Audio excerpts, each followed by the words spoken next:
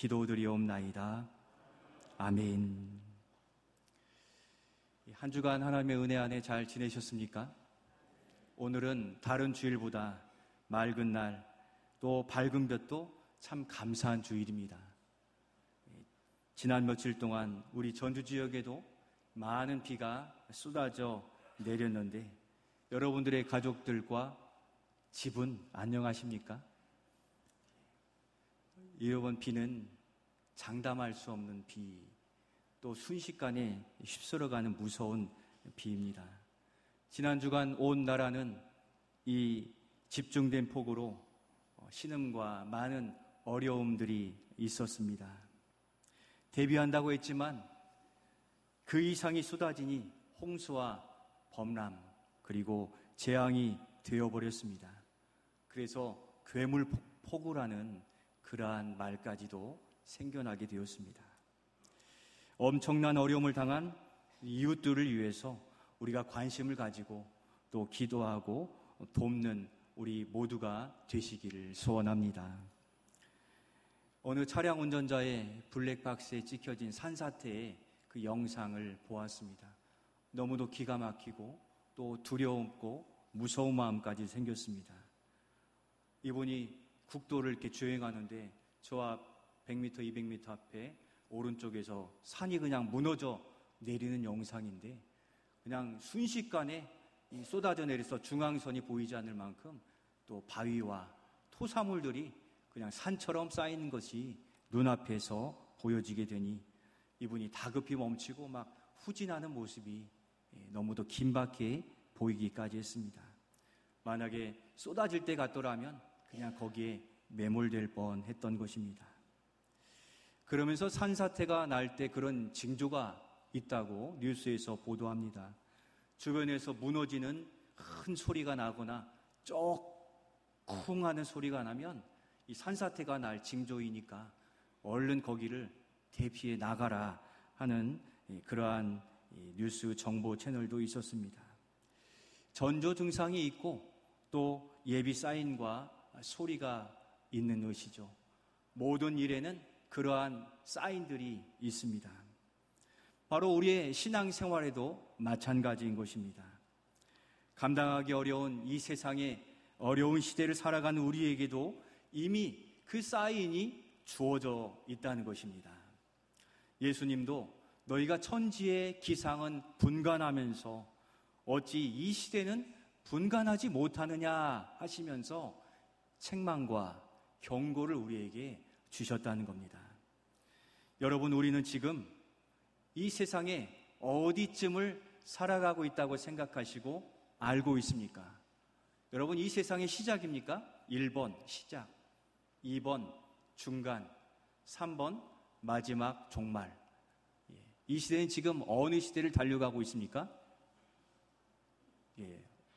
선뜻 대답하지 못하시는데 오늘 요한계시록은 분명히 말세, 마지막 때 종말을 향해 거의 다가가고 있다고 말씀하고 있습니다.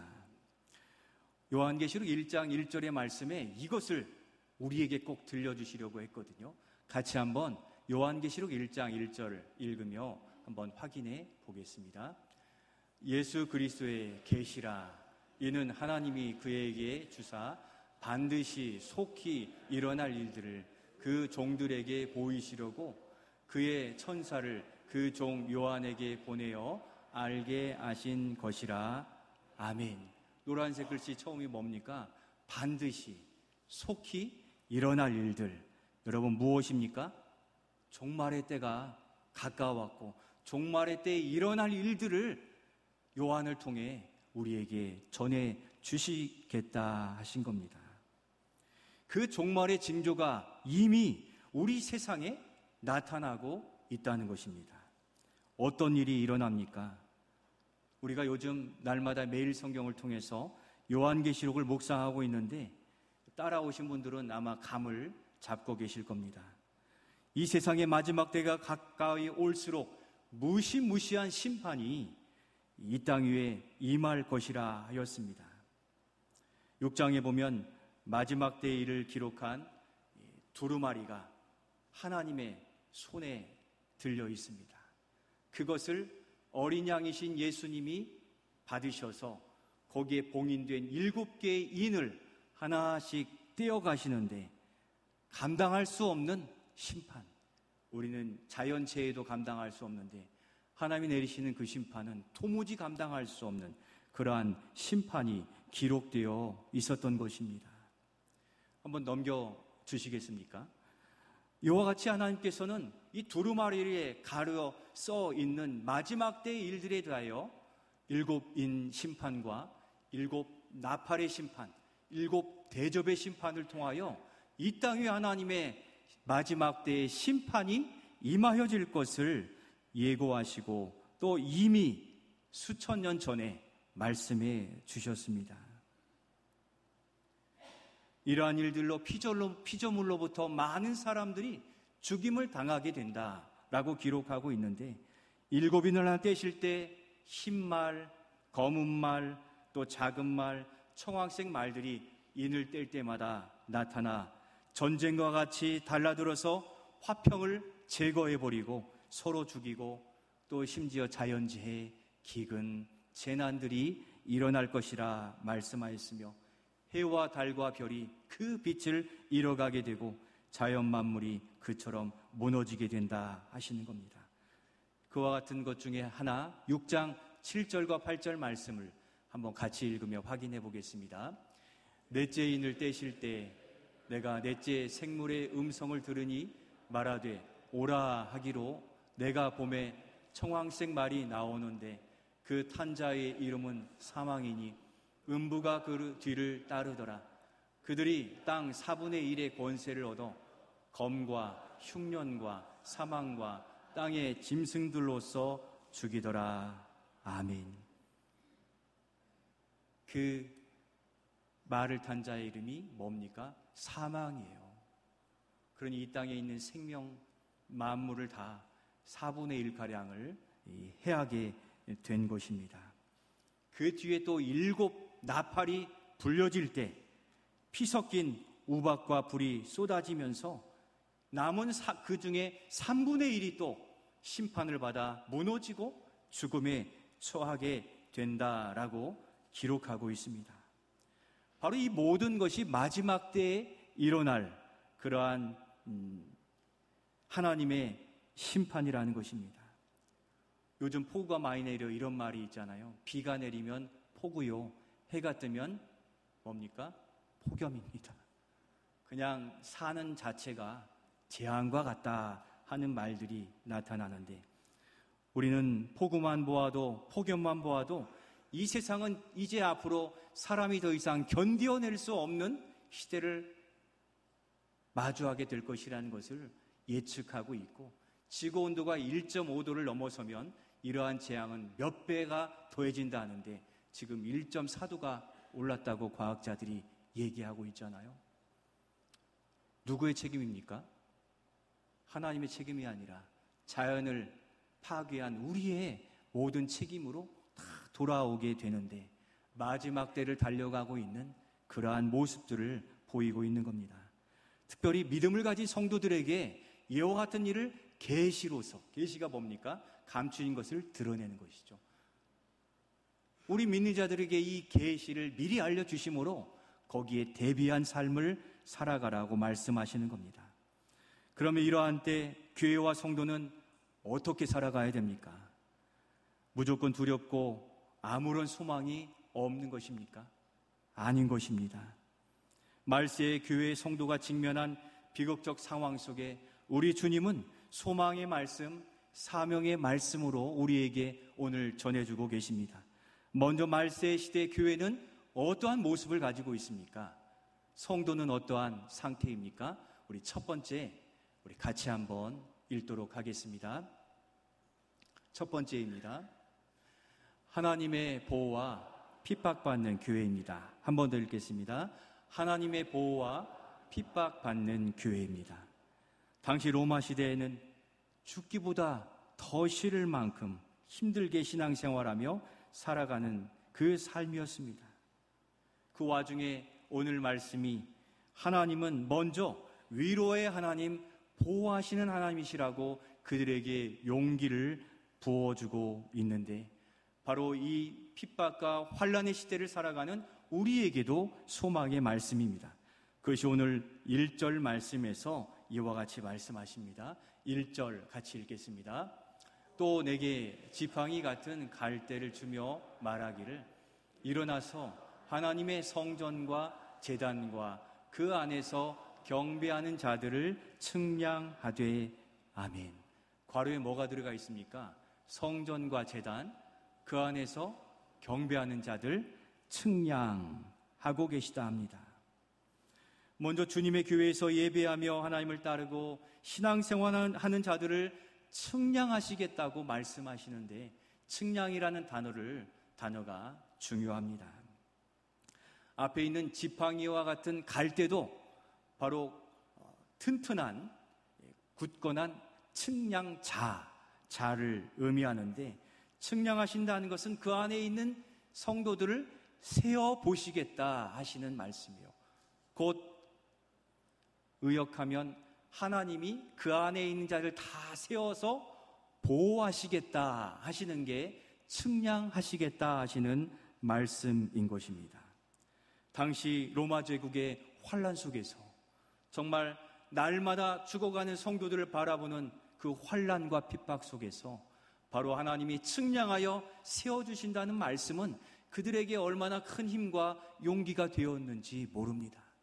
여러분, 이 세상에서 우리의 안전과 또 우리의 생명을 지켜줄 그 모든 기관들이 어디에 있습니까? 우리는 자고 나면 9.11 테러, 또 계엄, 말할 수 없는 환난을 마주할 수밖에 없는데, 우리 하나님은 주무시지도 졸지도 않으시는 여호와이시라. 여호와께서는 이스라엘을 지키시는 이시라 하시는 말씀이, 오늘 우리를 지키시는 분은 오직 여호와 하나님밖에 없는 줄로 믿고 신앙생활하는 우리 모두가 되실 수 있기를 소원합니다. 그러나 2절에 성전 밖으로 나가면 어떠하다고 말씀합니까? 2절 말씀 우리 같이 이어 읽겠습니다. 성전 바깥 마당은 측량하지 말고 그냥 두라. 이것은 이방인에게 주었은즉 그들이 거룩한 성을 42달 동안 짓밟으리라. 아멘. 하나님의 거룩한 성전 밖은 이렇게 보호받지 못하는 그러한 처소가 되는 것입니다. 그리고 그 땅도 누구에게 내어줬습니까? 이방인들, 세상 권세에게 내어주셨다고 이미 말씀하셨다는 것입니다. 그리고 하나님이 정하신 42개월 동안 거룩한 성전을 짓밟으시리라고 말씀하신 것입니다. 마지막 때에 수많은 이들이 죽임을 당하고 환난을 당할 것인데, 왜 그렇게 하나님께서는 이 전쟁과 같은 심판을 허용하고 계십니까? 하나님은 사랑의 하나님이시니까 라고 이렇게 항변하는 분들도 있지만, 그것은 마지막 때가 되어 추수를 마무리하기 위해서요. 누가 알곡신자인지를 확인하시기 위하여 하나님은 저 악한 마귀의 환난 속에 내쳐서 거기에서 진짜 보석과 같은 그 믿음과 성도들을 찾아내어 그들을 이끌어 주님 하나님께로 나아가고자 하시는 바로 그러한 이유인 것입니다. 그래서 알곡신자에게는 피할 길을 알 수 있도록 요한계시록 계시의 말씀을 허락해 주셨고, 요한계시록뿐 아니라 생명의 보석을 얻고 이 땅의 삶을 형통한 삶으로 살아가게 하시는 계시인, 이것이 무엇입니까? 성경을 주신 거예요. 이 계시는 사람이 소설로 쓴 것이 아니라 구원을 얻고 환난을 피하고 믿음으로 살다 천국 가게 하시는 비밀을 계시로서 우리에게 성경 66권을 통하여 우리에게 허락해 주셨다는 것입니다. 그래서 들을 귀 있는 자는 들으라 말씀하셨잖아요. 하나님께서는 택한 자들의 귀를 여셔서 계시하심으로 듣고 이 환난 속에 어떻게 살아가야 될 그분이 누구신가 믿음을 주시고 붙들게 하셨는데, 우리 하나님은 환난과 핍박 속에서도 믿는 자들을 보호하시는 하나님이신 줄로 믿습니다. 환난의 때에 주님 밖으로 나아가면 핍박과 환난이 다가오게 됩니다. 주님 안에서 여전히 하나님을 신앙하셔서 듣고 믿고 따르는 우리 모두가 되실 수 있기를 축복합니다. 우리는 어려울수록 주의 말씀을 들어야 합니다. 낙심하고 힘들고 외롭고 나는 안 될 것 같은 그러할 때 주의 말씀에 성령이 역사하시면 우리는 다시 일어나게 되는데, 우리 이사야 43장 1절 말씀으로 정말 힘들고 어려운 분들이 있더라면 주님 앞에 존귀한 자인 것을 이 말씀을 읽으며 힘을 내시기를 소원하며 우리 이사야 43장 1절 말씀 같이 읽겠습니다. 야곱아, 너를 창조하신 여호와께서 지금 말씀하시느니라. 이스라엘아, 너를 지으신 이가 말씀하시느니라. 너는 두려워하지 말라. 내가 너를 구속하였고 내가 너를 지명하여 불렀나니 너는 내 것이라. 아멘. 읽은 김에 2절 말씀도 이어 같이 읽겠습니다.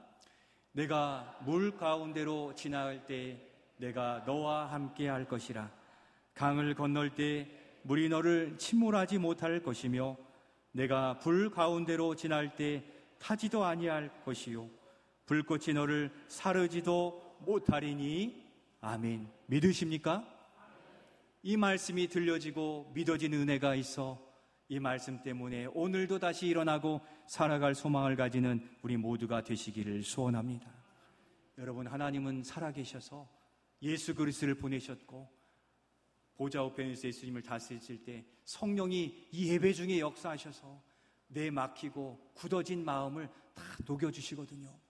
그 성령 하나님을 간절히 바라셔서 제가 하나님을 믿고 그대로 살겠습니다 하는 굳센 간절함으로 하나님의 말씀에 아멘 하시면 여러분들도 그 주님이 나의 구주가 되고 나의 힘이 되어질 줄로 믿습니다. 성도 여러분, 교회 밖은 화려하고 좋아 보이지만 실상은 성전 밖은 측량하지 않는 하나님의 보호가 없는 곳입니다. 그래서 성도가 세상을 살게 되기 때문에 환난과 핍박은 당연히 받게 되는, 피할 길이 없는 그 환난의 상황들을 맞게 된다는 것입니다. 그럼에도 저는 이 환난과 핍박 속에서도 그 신앙을 지키는 우리 성도들을 보게 됩니다. 생각지도 않은 사고로 수개월 동안 병상에 있으면서도 이만한 게 하나님의 은혜입니다 라고 고백하는 그 성도, 하나님이 그의 믿음과 그의 삶을 지켜주시기 때문인 줄로 믿습니다. 물질 관계 속에서 속이는 세상의 속수무책 손해를 보아서도 나의 실수입니다.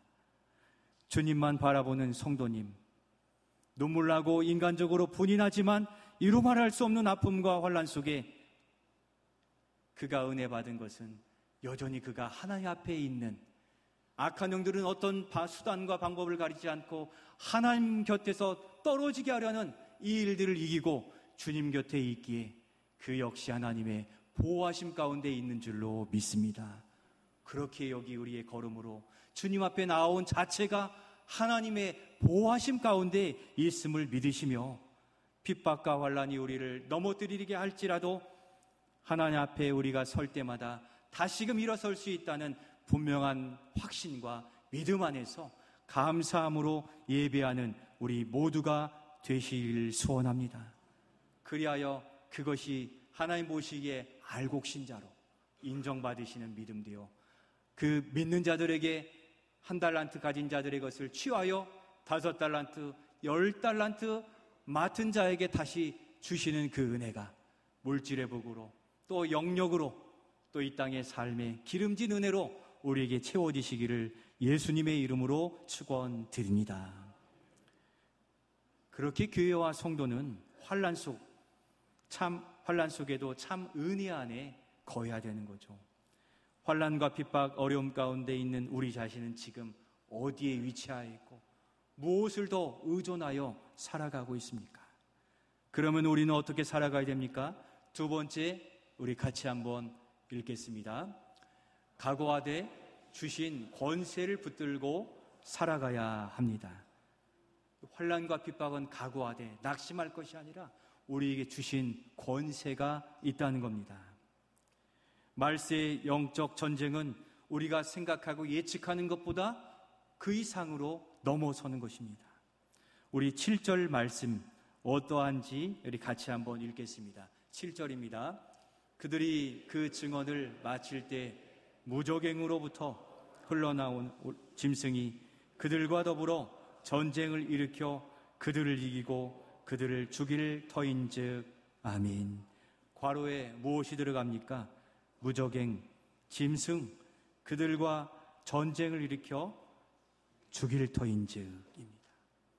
여러분, 환난과 심판 앞에 죽음이 등장하고 있습니다. 죽음에 이르니 무시무시한 것 아니겠습니까?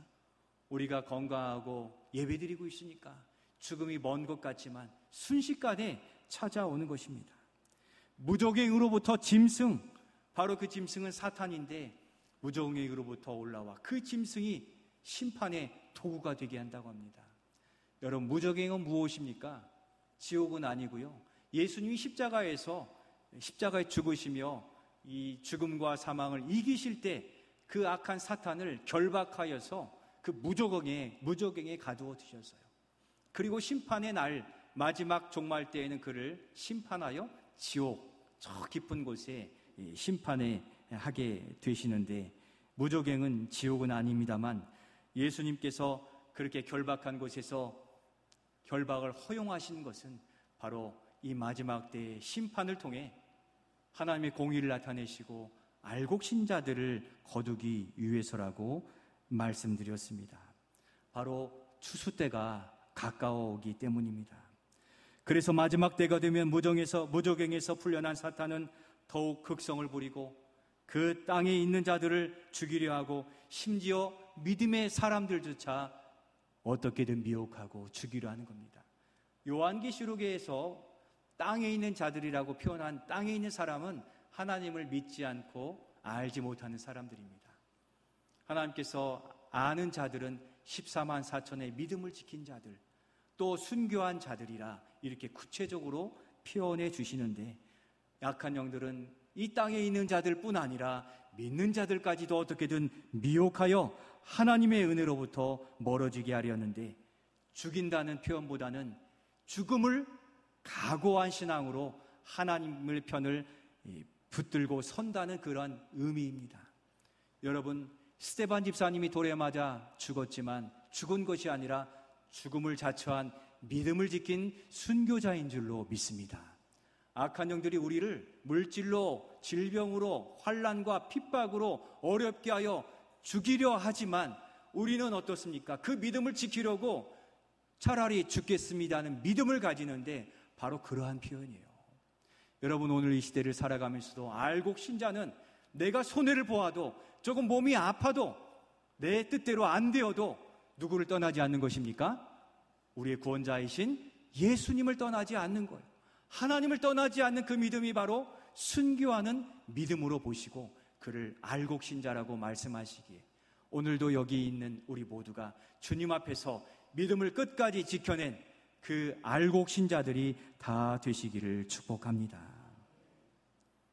스데반 집사님은 죽은 게 아니라 죽음을 자처하여 알곡신자로 이 지금까지 우리에게 그 귀한 이름이 전해지게 하신 것입니다. 또한 선교사님들처럼 죽음을 각오하고, 우리 김선교 선교사님, 안재령 선교사님처럼 바로 몽골 달란 가디자드에도 하나님을 예배할 믿음의 성도들이 있을 것을 믿는 믿음으로 기도하고 준비하고 나아가고 있는 이것이 바로 죽음을 자처한 믿음의 알곡신자의 모습인 줄로 믿습니다.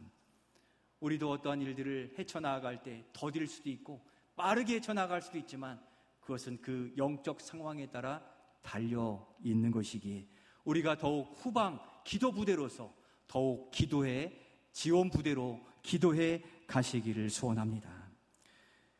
그럼 이 환난과 핍박의 세상을 우리는 어떻게 견디고 살아갑니까? 여러분, 이겨낼 방법이 있습니까? 우리 하나님께는 있다는 것입니다. 3절에 보면 교회로 상징되는 두 증인이 나타나는데 권세를 주신다고 말씀합니다. 우리 먼저 6절 말씀을 읽으며 그들이 받은 권세 같이 한번 읽겠습니다. 그들이 권능을 가지고 하늘을 닫아 그 예언하는 날 동안 비가 오지 못하게 하고 또 권능을 가지고 물을 피로 변하게 하고 아무 때든지 원하는 대로 여러 가지 재앙으로 땅을 치리로다. 아멘. 무슨 권능, 무슨 권세를 주셨습니까? 하늘 문을 여는 권세, 닫는 권세를 주신 것입니다. 환난 중에도 하나님을 믿고 주님 안에 거하는 자들에게는 하늘 문을 여는 권세, 그 베드로에게 제자들에게 주셨던 천국 열쇠를 주신 것입니다. 이 말씀을 몇 번 더 읽고 묵상하게 되면 구약시대의 권능을 받은 두 사람을 기억하게 되는데, 한 사람은 기도의 사람 엘리야, 이 2년 반의 가뭄을 기도로서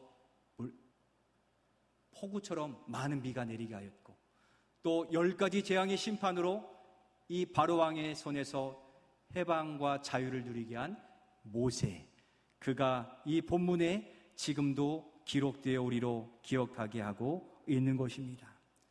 그들이 가진 권세는 환난과 핍박 속에 하나님 앞에 엎드려 바위를 치기까지 기도의 권세를 두게 확신을 가지게 된 것입니다. 엘리야 선지자는 그 불의한 아합왕의 그 믿음을 돌이키게 하기 위해서 2년 반 동안 비가 내리지 않기를 천국문을 닫았더니 비가 내리지 않아요. 다시금 천국문을 열쇠로 열어 비가 내리기를 그처럼 기도하였는데, 한 번, 두 번, 세 번 아무런 변화가 없었지만 7번 기도하면서 하늘에 손바닥만한 구름을 바라보고 하나님께서 역사하심을 믿고 그렇게 기도했을 때 놀랍게 폭우가 쏟아져 내려 아합왕의 불의함을 씻어내고자 했던 것입니다. 여러분들의 하나님께서 주신 믿음의 권세, 기도의 권세는 사용하고 계십니까? 한번 기도해 보니 안 되네 하는 그것이 권세의 능력이 아닌 것입니다.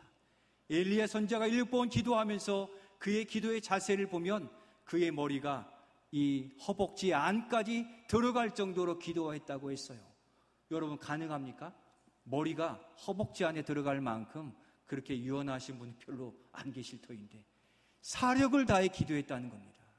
여러분, 기도의 권세는 그냥 내가 지나가면서 오늘도 좋은 하루 이런 인사가 아닌 거예요. 왜 그렇습니까? 악한 영들이 우리를 붙들고 하나님께서 떨어지게 하려고 사력을 다하고 있는데, 여러분 좋은 하루 주십시오. 되겠습니까? 여러분들의 기도의 권세의 역사는 사력을 다한 기도에서 나타나님을 믿고 그렇게 기도해 가시기를 소원합니다.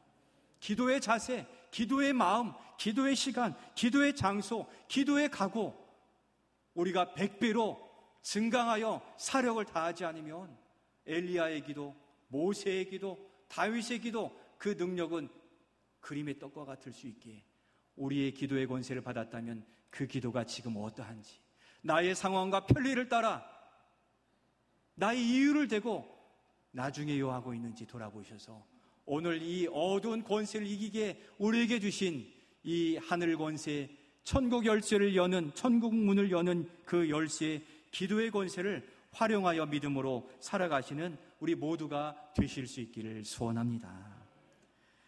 그것이 가능한 게 우리가 몇 달 전 살펴본 스가랴 선지자의 환상 속에 보이신 그 환상을 오늘 사도 요한에게도 보여주고 계세요. 그것이 오늘 4절 말씀에 나타나 있는데, 4절 말씀 우리 같이 한번 읽도록 하겠습니다. 그들은 이 땅의 주 앞에 서 있는 두 감람나무와 두 촛대니. 아멘. 그림을 한번 보여주시겠습니까? 기억나십니까?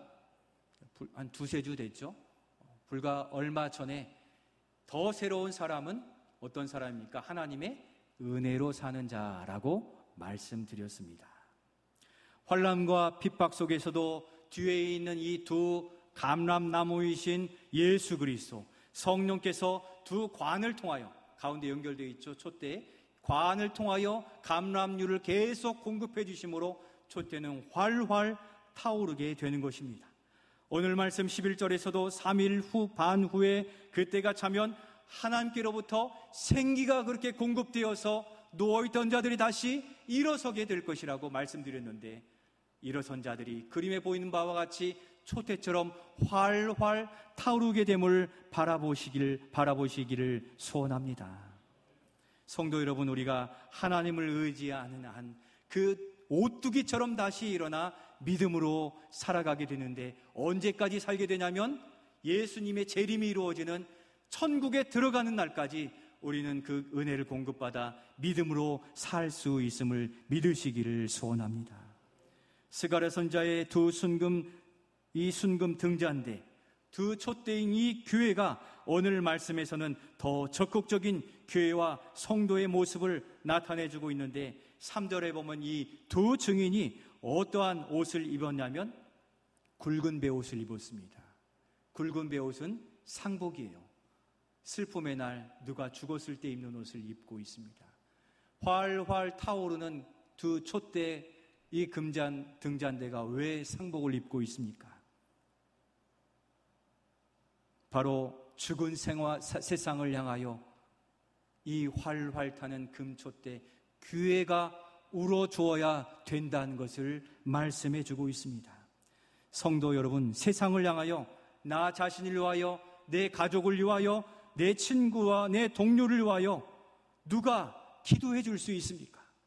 다 바쁘다고 자기 일 향하여 나아가는 이 시대에 예수님은 성육신하심으로 우리에게 찾아오셨고, 죄인된 자들을 위하여 십자가의 빛을 비추셔서 씻으시고 회복시켜 주신 이 땅의 유일한 소망은 예수 그리스도밖에 없는 것입니다. 또한 예수님이 그렇게 부르신 주를 믿는 자들의 빛을 비추셔서 그들로 하여금 죽은 세상에 빛을 비추게 하셔서 우리의 자녀가 구원받고, 우리의 부모님이 구원받고, 우리의 이웃이 구원받는 일들을 누구를 통해 감당케 하신 것입니까? 바로 교회와 성도들을 통해 감당케 하신 것입니다. 바로 여기에 교회와 성도의 사명이 있고 살아갈 이유가 있는 것입니다. 사랑하는 성도 여러분, 오늘 여러분들의 삶이 힘들고 또 어려우시죠? 마지막 때에 더욱 그러할 것을 말씀해 주셨습니다.